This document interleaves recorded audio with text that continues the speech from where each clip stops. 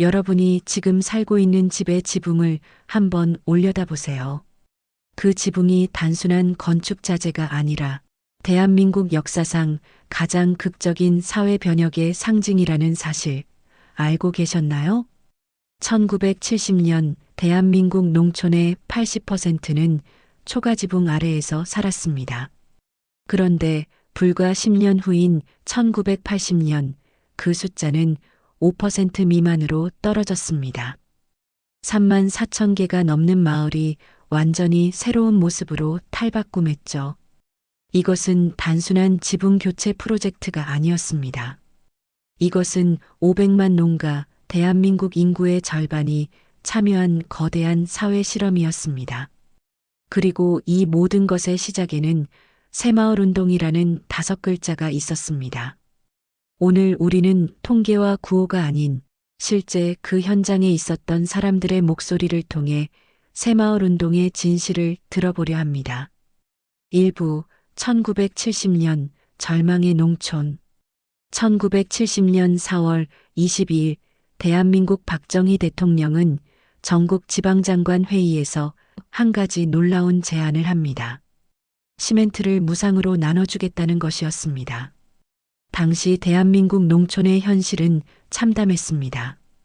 경상북도 의성군 금성면 탐리마을에 살던 김순옥 씨의 증언을 들어보겠습니다. 1969년 겨울이었어요. 우리 집 초가지붕에서 물이 새서 방 한가운데 양동이를 놓고 잤습니다. 아침에 일어나면 이불이 다 젖어 있었죠. 그해 겨울에 우리 마을에서만 3명이 폐렴으로 죽었어요. 탐리마을만의 이야기가 아니었습니다. 1970년 보건사회부 조사에 따르면 전국 농촌 가구의 78.3%가 초가지붕 아래에 살았고 이 중 42%는 지붕이 심각하게 낡아 비가 새는 상태였습니다. 전라남도 한평군 학교면 석창리에 살던 박영수 씨는 이렇게 회상합니다.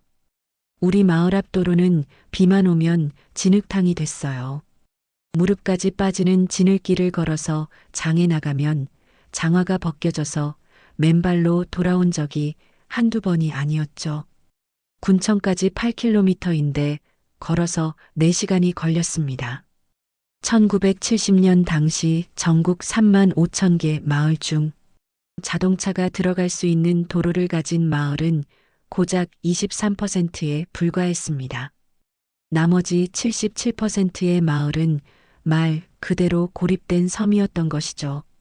2부 1971년 시멘트 335포대의 기적 1971년 1월 정부는 전국 3만 3천 개 마을에 시멘트 335포대씩을 무상으로 배급합니다.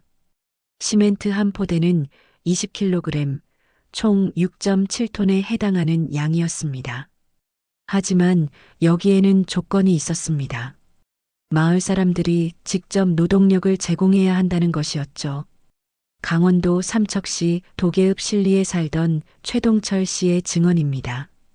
처음엔 다들 반신반의했어요. 공짜 시멘트? 무슨 속셈이지? 하는 분위기였죠. 그런데 실제로 트럭이 마을 입구에 시멘트를 쏟아놓는 걸 보는 순간 마을이 발칵 뒤집혔습니다. 70대 노인부터 10대 청년까지 그날 저녁 마을회관에 83명이 모였어요. 우리 마을 전체 인구가 120명이었는데 말이죠. 신리마을 사람들은 3개월 동안 매일 새벽 5시에 일어나 작업을 시작했습니다. 목표는 하나 마을 진입로 1.2km를 포장하는 것이었습니다. 삽과 곡괭이로 길을 평평하게 다지고 자갈을 깔고 그 위에 시멘트를 부었습니다. 손바닥에 물집이 잡히고 터지기를 반복했죠. 하지만 아무도 불평하지 않았어요. 우리가 평생 꿈꾸던 일이었으니까요. 1971년 4월 18일 신리마을의 도로가 완성됐습니다. 그날 처음으로 버스가 마을 안까지 들어왔습니다. 60대 할머니들이 버스를 보고 우셨어요. 이제 죽어도 여한이 없다고 하시더군요. 실제로 그 할머니들은 평생 마을을 벗어나 본 적이 없었으니까요. 3부 1972년 지분 개량 사업의 시작. 1971년의 성공에 고무된 정부는 1972년 더욱 야심찬 계획을 발표합니다. 바로 지분 개량 사업이었습니다. 경상남도 산청군 단성면 배양리, 이 마을의 이장이었던 이근호 씨는 당시를 이렇게 기억합니다. 1972년 2월 군청에서 회의가 있었어요. 올해 안에 모든 초가집을 없애겠다는 거였죠. 솔직히 말도 안 된다고 생각했습니다. 우리 마을만 해도 초가집이 47채였는데 한 채를 바꾸는데 돈이 얼마나 드는데요? 당시 초가지붕을 슬레이트나 기와지붕으로 바꾸는 데는 평균 15만 원이 필요했습니다. 1972년 농촌 가구의 연평균 소득이 24만 원이었으니 한 해 수입의 60%가 넘는 거금이었던 것이죠. 정부는 해결책을 내놓습니다. 저리 융자와 자재 지원, 그리고 품앗이 방식의 공동 작업이었습니다. 충청북도 옥천군 청성면 장살리에 살던 정혜순 씨의 이야기입니다. 우리 마을 53가구가 조를 짰어요. 한 주에 5채씩 지붕을 바꾸기로 했죠. 월요일엔 김씨네 집, 화요일엔 박씨네 집 이런 식으로요. 남자들은 지붕에 올라가 슬레이트를 올리고 여자들은 밥을 해서 날랐습니다. 놀라운 일이 벌어졌습니다.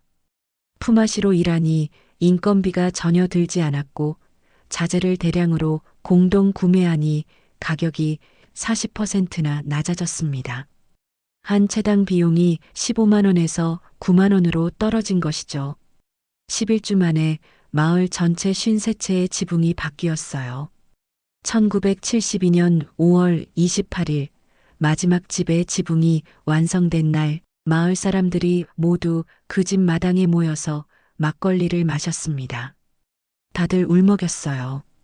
우리가 해냈다는 자부심이었죠. 4부 1973년에서 1975년 전국적 확산. 장살리의 성공 사례는 빠르게 전국으로 퍼져나갔습니다. 1973년 한 해에만 전국에서 8만 7천 채의 지붕이 개량됐습니다. 하지만 모든 마을이 순조로웠던 것은 아닙니다. 전라북도 남원시 주천면 호곡리의 사례를 보겠습니다. 이 마을의 이장이었던 김철수 씨의 증언입니다. 1973년 봄, 우리 마을에도 지붕 개량 지시가 내려왔어요. 하지만 마을 사람들이 반대했습니다. 조상 대대로 살아온 초가집을 왜 바꿔야 하느냐는 거였죠. 특히 70대 이상 어르신들의 반대가 심했어요. 김철수 씨는 3개월 동안 매일 저녁 마을 어르신들을 찾아다녔습니다. 보건소에서 조사한 자료를 보여드렸어요. 초가집에 사는 아이들의 호흡기 질환 발생률이 기와집보다 3.8배 높다는 통계였죠. 그리고 실제로 우리 마을에서 지난 5년간 폐렴으로 죽은 아이가 4명이라는 사실을 상기시켰습니다. 결국 마을 주민 투표 끝에 찬성 68표, 반대 34표로 지붕 개량이 결정됐습니다. 1973년 9월 우리 마을 72채의 지붕이 모두 바뀌었어요. 그해 겨울 놀라운 일이 일어났습니다. 호흡기 질환으로 보건소를 찾은 아이가 전년 대비 67% 감소한 거예요. 그제야 반대하던 어르신들도 인정하셨죠. 1975년까지 3년간 전국에서 총 28만 6천 채의 초가집이 개량됐습니다. 이것은 전체 초가집의 거의 80%에 해당하는 수치였습니다. 5부 마을 환경 개선 프로젝트. 새마을 운동은 지붕 개량에서 멈추지 않았습니다. 1974년부터는 마을 전체의 환경 개선으로 확대됐습니다. 경기도 평택시 팽성읍 석글리의 사례를 보겠습니다. 이 마을의 부녀회장이었던 박금순 씨의 이야기입니다. 1974년 3월 우리 마을 부녀회는 골목길 청소대를 조직했어요. 매주 수요일 오후 2시 부녀회원 42명이 빗자루와 삽을 들고 마을 골목을 청소했죠. 석글리는 축산업이 발달한 마을이었습니다. 문제는 가축 분뇨였습니다. 당시 우리 마을엔 돼지가 3,000마리, 소가 500마리 정도 있었어요. 분뇨가 골목길로 흘러나와 악취가 심했죠. 여름엔 파리떼가 구름처럼 날아다녔습니다. 부녀회는 한 가지 계획을 세웠습니다. 각 가정의 축사 옆에 분뇨 저장소를 만드는 것이었습니다. 군청 농촌지도소에 문의해서 설계도를 얻었어요. 시멘트 50포대로 가정당 2톤짜리 저장소를 만들 수 있다는 계산이 나왔죠. 마을 축산 농가가 68가구였으니 시멘트 3,400포대가 필요했습니다. 석글리는 새마을 사업비 지원을 신청했고 시멘트 3,400포대를 받았습니다. 1974년 4월부터 7월까지 4개월간 마을 남자들은 매일 저장소를 만들었습니다. 그해 8월 모든 축사에 분뇨 저장소가 완성됐어요. 효과는 즉각적이었습니다. 골목의 악취가 사라졌고 파리도 눈에 띄게 줄었죠. 더 놀라운 건 부수 효과였어요. 저장소에 모인 분뇨는 발효되어 훌륭한 퇴비가 됐습니다. 석글리 농가들은 이 퇴비를 논밭에 뿌렸고 1975년 쌀 수확량이 전년 대비 평균 23% 증가했습니다.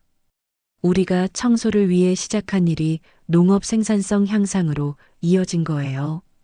이것이 새마을 운동의 놀라운 점이었습니다. 6부 마을 공동소득 사업 1975년부터 새마을 운동은 한 단계 더 진화합니다. 단순한 환경 개선을 넘어 소득 증대로 확장된 것이죠. 강원도 홍천군 내촌면 물걸리의 사례는 특히 주목할 만합니다. 이 마을 청년회장이었던 최병호 씨의 증언입니다. 1975년 봄 우리 청년회는 한 가지 사업을 구상했어요. 마을 뒷산 15헥타르에 밤나무를 심자는 거였죠. 물걸리는 인구 140명의 작은 산촌 마을이었습니다. 주 수입원은 벼농사였는데 산지가 많아 농지가 부족했습니다. 1인당 경작지가 평균 0.3헥타르밖에 안 됐어요. 이것으로는 한 가족이 1년을 버티기 힘들었죠. 젊은이들이 계속 도시로 떠났습니다. 1970년 200명이던 마을 인구가 5년 만에 140명으로 줄었어요. 청년회는 산림청에 밤나무 묘목 지원을 신청했습니다. 15헥타르에 심을 밤나무 묘목은 총 7,500그루, 당시 시가로 450만 원어치였습니다. 놀랍게도 승인이 났어요. 1975년 4월 5일 식목일, 트럭 세대가 밤나무 묘목을 싣고 왔습니다. 그날 마을 사람 전원이 산에 올라가 나무를 심었어요. 8살짜리 아이부터 75세 노인까지 140명 전원이요. 밤나무는 심은 지 5년 후부터 열매를 맺습니다. 물걸리 사람들은 5년을 기다렸습니다. 1980년 가을 첫 수확이 시작됐어요. 첫 해 수확량은 8톤, 판매액은 960만 원이었습니다. 이것을 마을 전체 가구수 32가구로 나누니 가구당 30만 원씩 분배됐죠. 당시 쌀 한 가마니 가격이 2만 원이었으니 쌀 15가마니에 해당하는 거금이었어요. 물걸리의 밤나무 사업은 계속 성장했습니다. 1985년에는 연간 수확량이 25톤으로 늘었고 판매액은 3천만 원을 넘어섰습니다. 도시로 떠났던 젊은이들이 돌아오기 시작했어요. 1990년 우리 마을 인구는 185명으로 늘었습니다. 새마을 운동이 우리 마을에 생명력을 불어넣은 거죠. 7부 갈등과 극복. 하지만 모든 마을이 성공한 것은 아니었습니다. 새마을 운동 과정에서 발생한 갈등도 있었습니다. 전라남도 보성군 벌교읍 장암리의 사례를 보겠습니다. 이 마을에서 1976년 심각한 내부 갈등이 발생했습니다. 당시 이장이었던 김영배 씨의 고백입니다. 1976년 우리 마을은 공동 양돈 사업을 시작했어요. 군청에서 300만 원을 지원받아 돼지 100마리를 구입했죠. 마을 공동으로 관리해서 수익을 나누기로 했습니다. 문제는 관리 방식이었습니다. 돼지 관리는 5개 조로 나눠서 순번제로 하기로 했어요. 그런데 3조 담당자가 관리를 소홀히 했습니다. 먹이를 제때 주지 않고 돈사 청소도 안 했어요. 그 결과 돼지 15마리가 병에 걸려 죽었습니다. 마을은 큰 혼란에 빠졌습니다. 3조를 비난하는 사람들과 옹호하는 사람들로 나뉘어 대립했습니다. 가장 큰 문제는 책임 소재였어요. 3조가 배상을 해야 하는가? 마을 전체가 손실을 나눠야 하는가? 2달간 마을 회의를 10번 넘게 했지만 결론이 안 났어요. 마을이 둘로 쪼개질 지경이었습니다. 결국 군청 새마을 담당 공무원이 중재에 나섰습니다. 공무원이 제시한 해결책은 이거였어요. 첫째, 3조가 돼지 15마리 값의 30%인 45만 원을 배상한다. 둘째, 나머지 70%는 마을 공동 부담으로 한다. 셋째, 앞으로는 관리 규정을 명문화하고 조별 책임자를 명확히 한다. 1976년 9월 마을 총회에서 이 안이 통과됐습니다. 투표 결과는 찬성 48표, 반대 22표였습니다. 갈등은 해결됐지만 상처는 남았어요. 6개월 동안 마을 잔치도 없었고 분위기가 싸늘했죠. 하지만 시간이 지나면서 서서히 회복됐습니다. 1977년 말 양돈 사업이 흑자를 내면서 마을 사람들이 다시 웃기 시작했어요. 장암리의 사례는 새마을 운동이 단순히 물질적 개선만이 아니라 공동체 운영의 어려움과 민주적 갈등 해결 과정을 포함하고 있었음을 보여줍니다. 8부 여성들의 역할. 새마을 운동에서 빼놓을 수 없는 것이 여성들의 역할입니다. 충청남도 서천군 마서면 도삼리 부녀회장이었던 이영자 씨의 증언을 들어보겠습니다. 1974년 여름 우리 부녀회는 생활 개선 운동을 시작했어요. 목표는 하나, 마을의 비위생적 관습을 바꾸는 것이었습니다.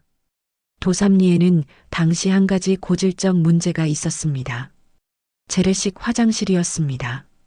우리 마을 85가구 중 83가구가 재래식 변소를 썼어요. 뒷곁 한쪽 구석에 구덩이를 파고 그 위에 판자를 깐 형태였죠. 여름이면 구더기가 들끓고 냄새가 지독했습니다. 부녀회는 각 가정을 설득하기 시작했습니다. 하지만 반발이 심했어요. 조상 대대로 이렇게 살았는데 뭐가 문제냐? 수세식 화장실을 만들 돈이 어딨냐 하는 반응이었죠. 특히 남자들의 반대가 심했습니다. 이영자 씨는 전략을 바꿨습니다. 먼저 부녀 회원들의 집부터 개량하기로 한 것입니다. 1974년 8월 부녀 회원 32명의 집에 개량식 화장실을 만들었어요.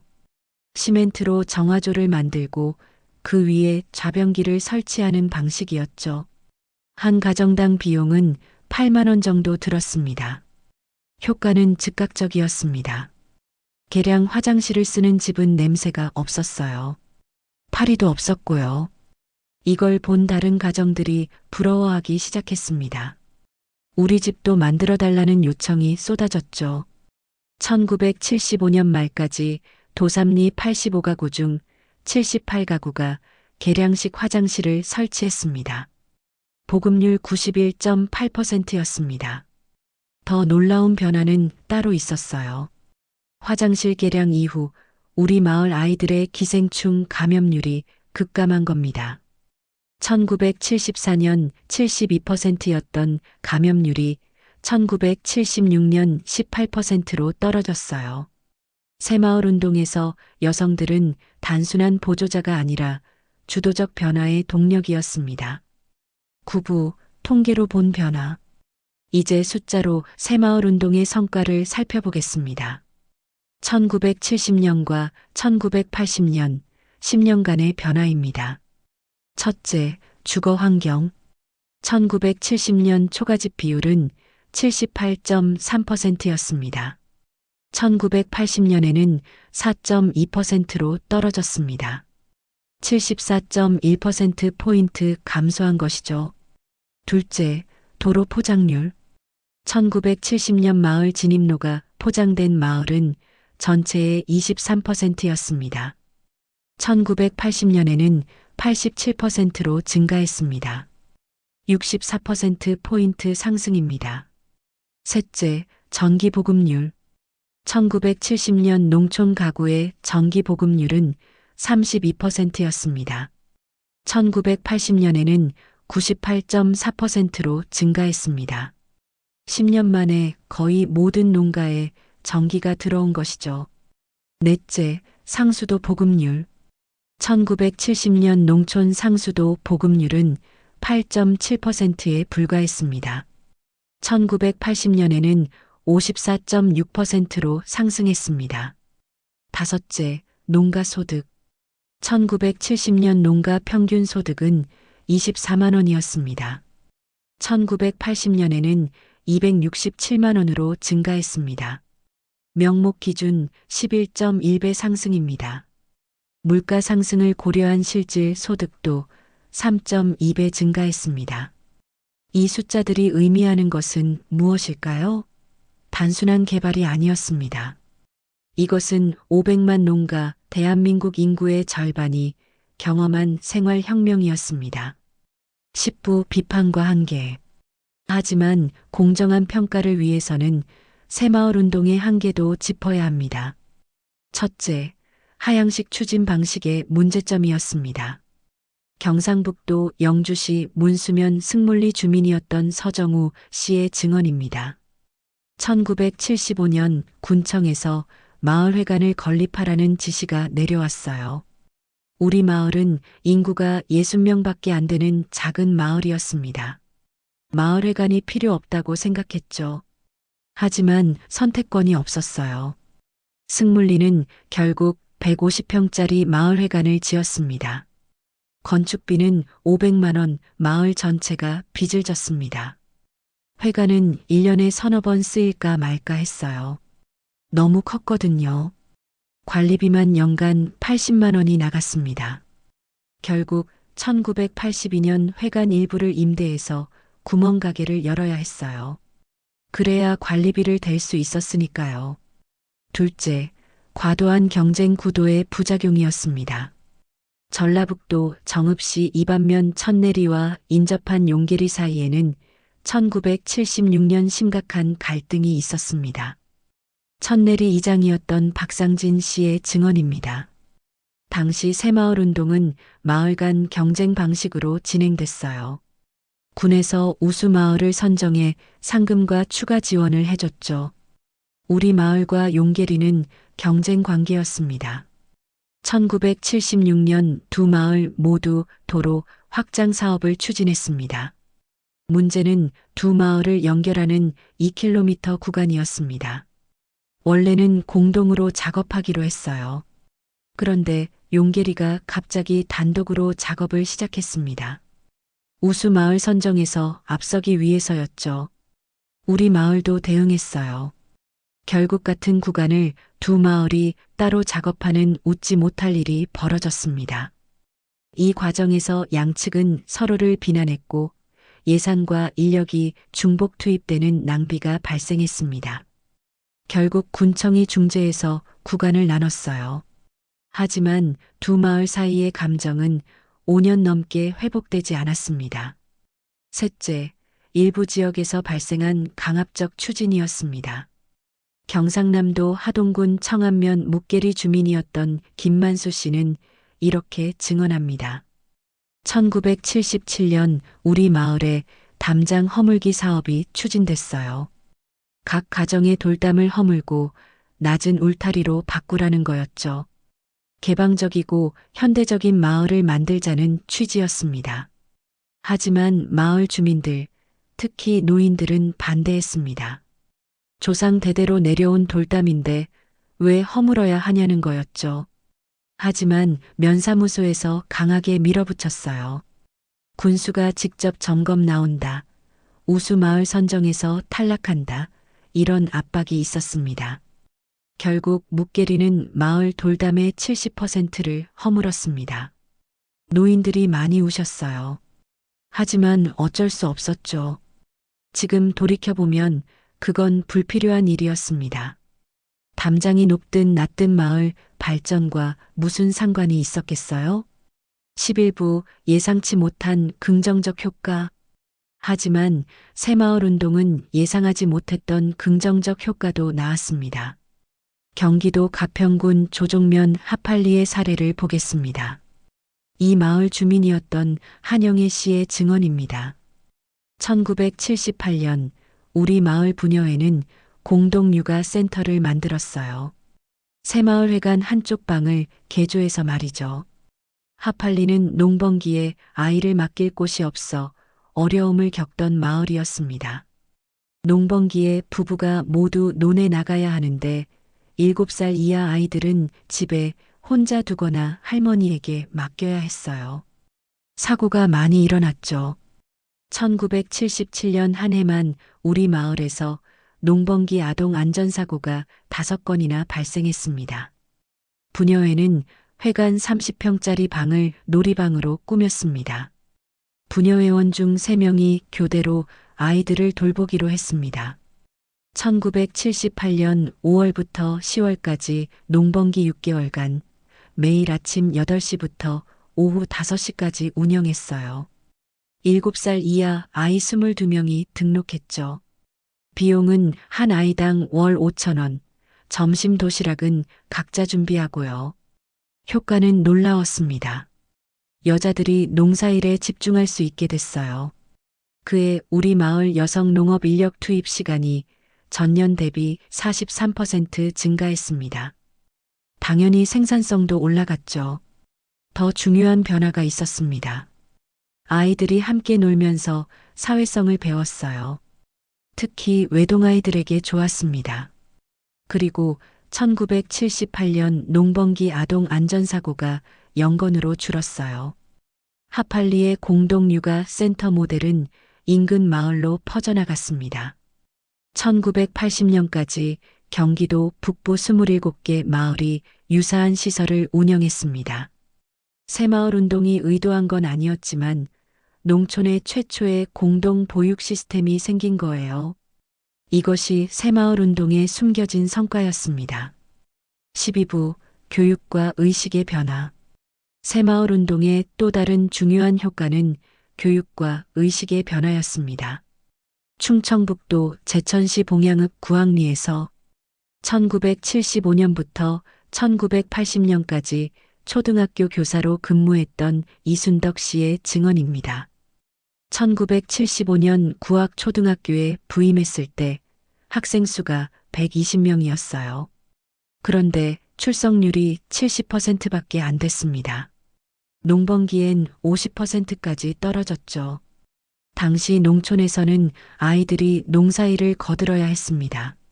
학교는 우선순위가 아니었습니다. 부모들에게 왜 아이를 학교에 안 보내느냐고 물으면 농사가 바쁜데 학교는 무슨 학교냐는 답이 돌아왔어요.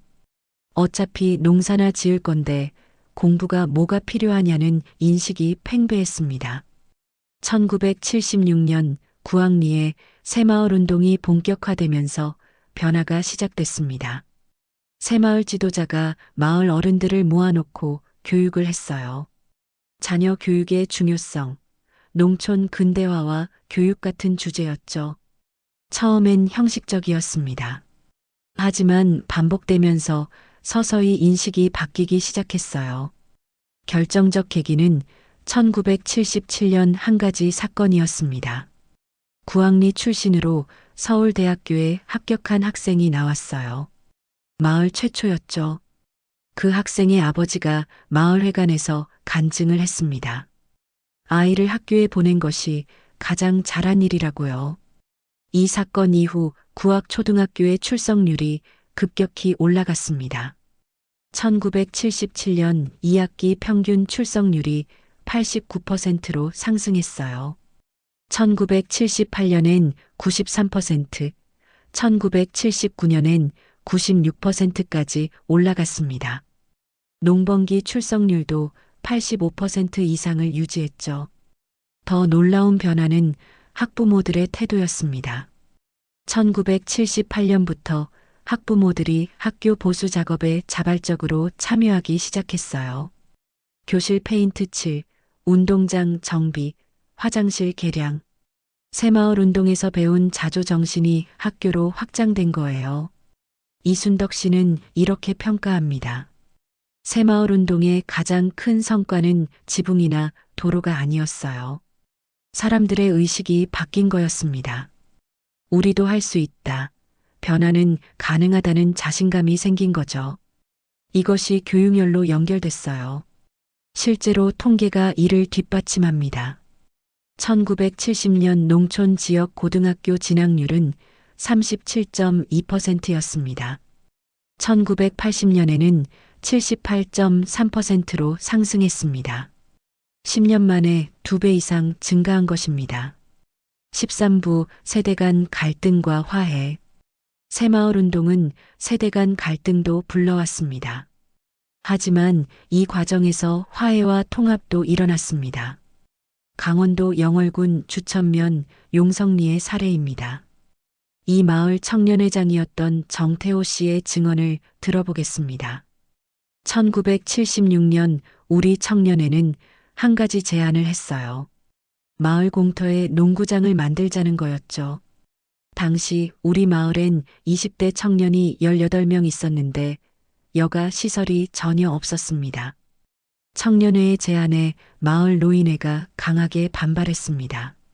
노인들은 공터는 마을의 공동재산인데 젊은이들 노는 데만 쓴다는 게 말이 되느냐고 했어요.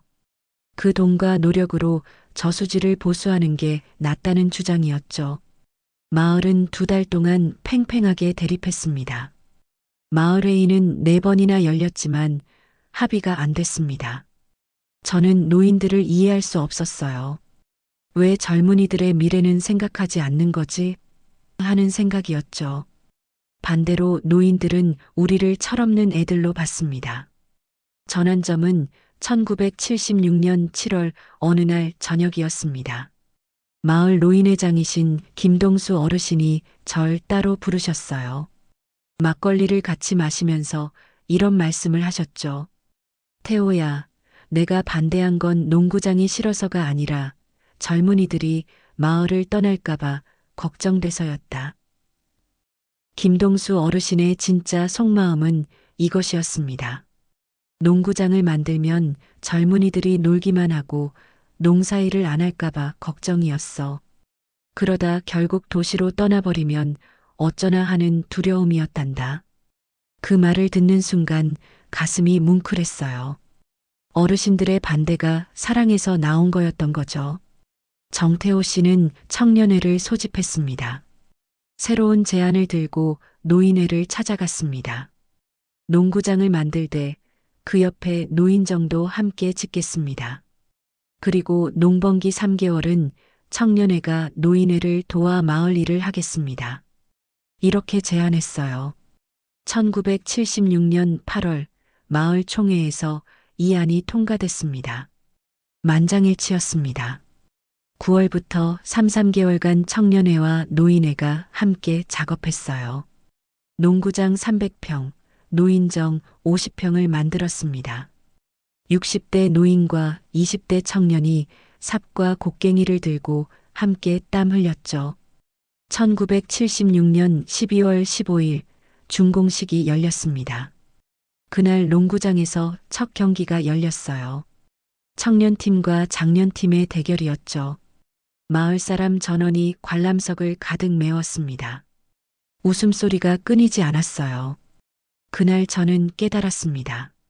새마을 운동의 진짜 가치는 시설이 아니라 사람들이 함께 만들어가는 과정이라는 것을요. 용성리의 이야기는 세대 간 갈등이 대화와 타협으로 해결될 수 있음을 보여줍니다. 새마을 운동은 이런 사회적 학습의 장이기도 했습니다. 14부 1980년 이후 그리고 평가 1980년을 기점으로 새마을 운동은 전환기를 맞습니다.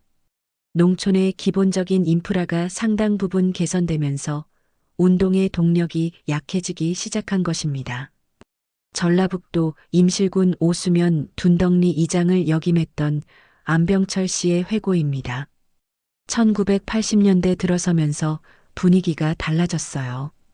1970년대처럼 마을 사람 전체가 한마음으로 움직이지 않았죠.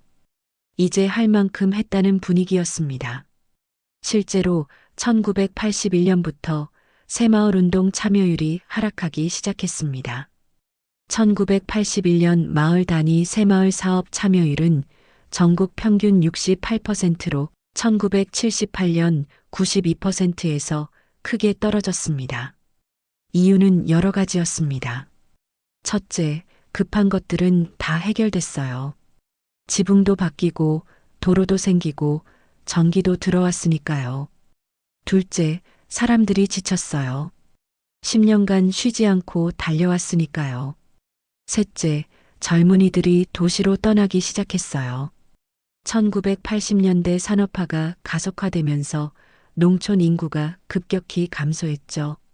실제로 농촌 인구는 1970년 1,440만 명에서 1990년 660만 명으로 절반 이상 감소했습니다. 새마을 운동이 농촌을 개선했지만 역설적으로 그것이 젊은이들에게 도시로 갈 수 있는 자신감을 준 측면도 있었어요. 교육 수준이 높아지고 정보가 늘어나면서 젊은이들은 더 넓은 세상을 꿈꾸게 됐죠. 그렇다면 새마을 운동을 어떻게 평가해야 할까요? 안병철 씨는 이렇게 말합니다. 새마을 운동은 성공이었어요. 10년 만에 대한민국 농촌의 모습을 완전히 바꿨으니까요. 하지만 완벽하진 않았죠. 일부 강압적 측면, 획일적 추진, 지역별 편차 같은 문제가 있었어요. 그래도 전체적으로 보면 긍정적이었다고 생각합니다. 15부 참여자들이 말하는 진짜 의미. 이제 실제 참여자들이 말하는 새마을 운동의 진짜 의미를 들어보겠습니다.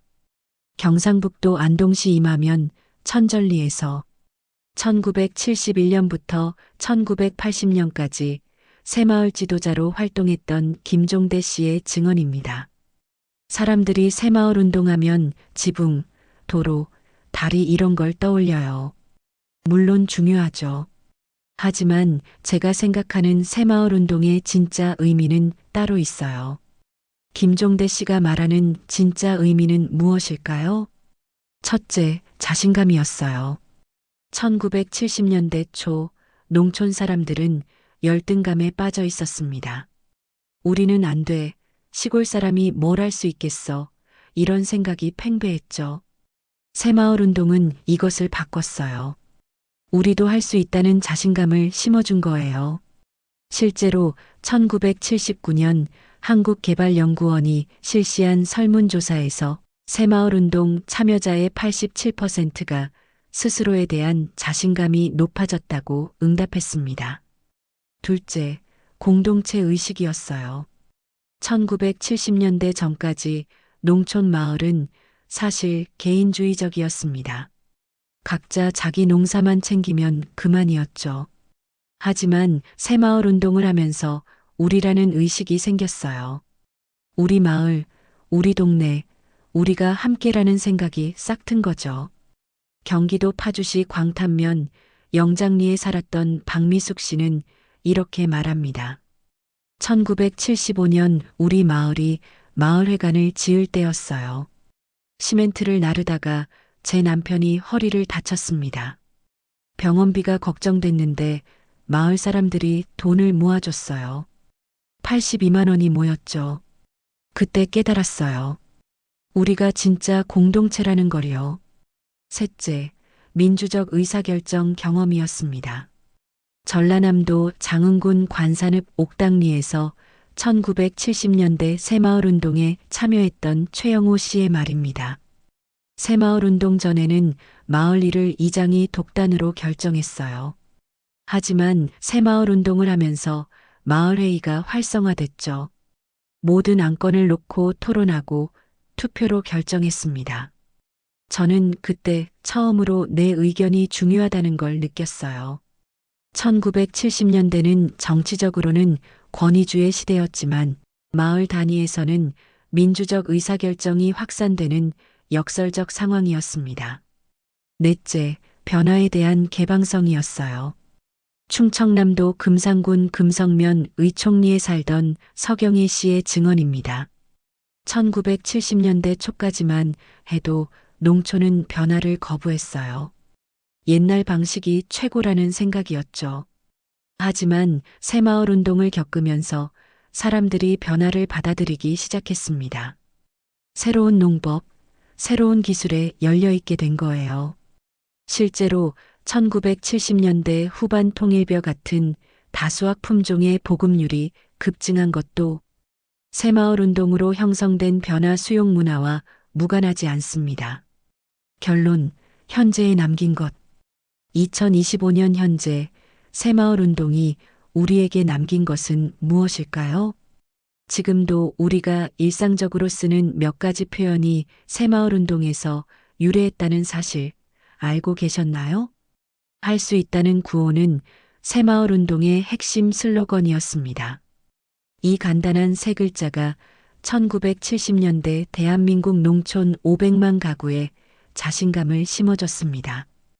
우리 마을, 우리 동네라는 표현도 새마을 운동 시기에 널리 퍼졌습니다. 그전에는 단순히 마을, 동네라고 불렀죠. 우리라는 소유격이 붙으면서 공동체 의식이 강화됐습니다. 품앗이라는 전통도 새마을 운동을 통해 부활하고 확산됐습니다.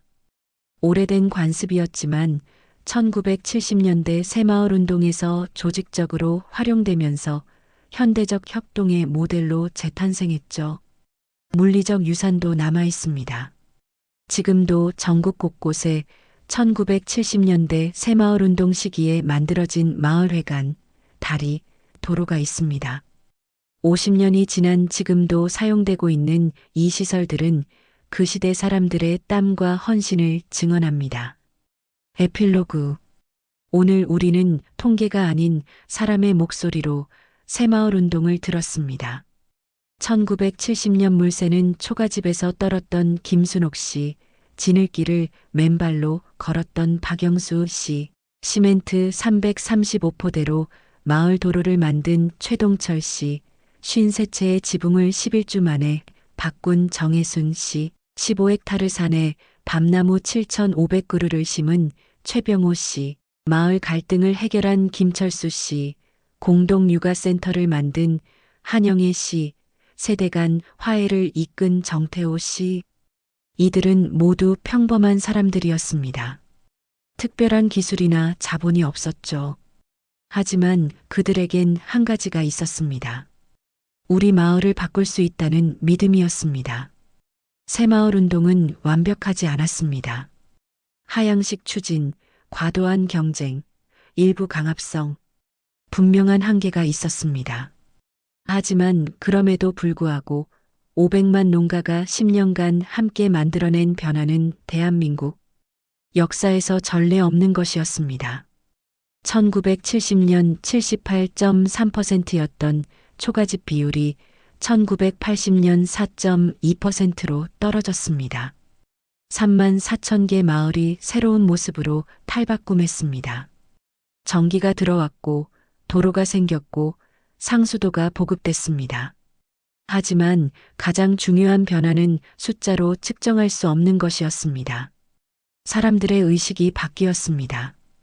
우리도 할 수 있다는 자신감, 함께하면 가능하다는 공동체 의식, 변화는 가능하다는 개방성. 이것이 새마을 운동이 남긴 진짜 유산입니다. 지금 여러분이 살고 있는 집의 지붕을 다시 한번 올려다보세요. 그 지붕 아래에는 50년 전 이 땅의 사람들이 꿈꾸고 땀 흘리고 함께 만들어낸 역사가 숨쉬고 있습니다. 새마을 운동의 진실은 구호나 통계가 아니었습니다.